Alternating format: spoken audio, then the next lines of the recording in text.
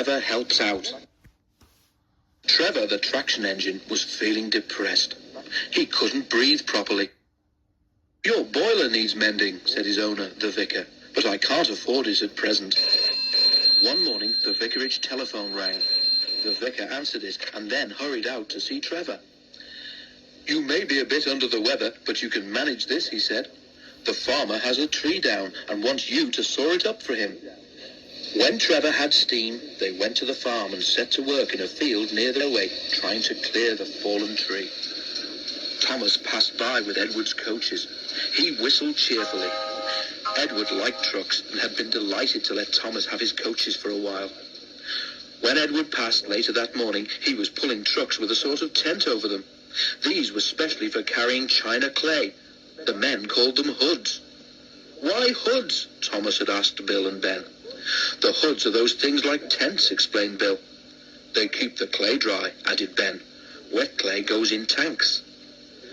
But to Trevor, they were simply trucks. He was enjoying himself.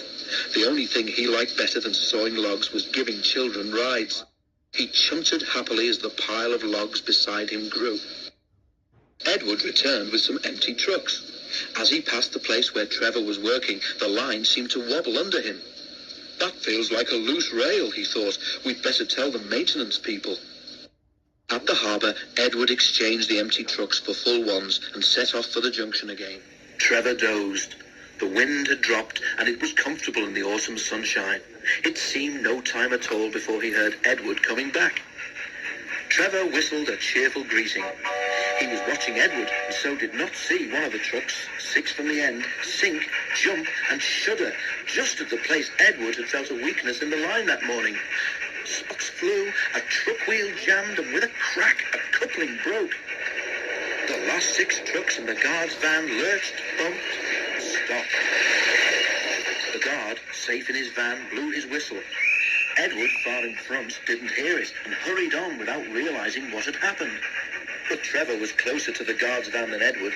He heard the whistle and looked back to see the trucks lying at strange angles on the track. "Peep, peep, peep, peep. Peep, peep, peep, peep," he whistled in horror. "Stop, Edward, stop." Edward heard that. "It's Trevor," he cried anxiously. "What's wrong?" "We'd better stop and see," said his driver. The fireman climbed onto the tender. "Phew," he exclaimed. "Look, it's not Trevor, it's us."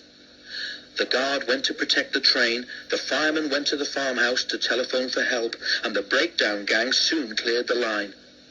That evening, the fat controller came to see Trevor. "Thank you, Trevor," he said. "I've heard about your boiler, and because you saved a nasty situation, you're to go to my works to be mended. Would you like that?" "Oh, sir," said Trevor. "Thank you. That would be lovely."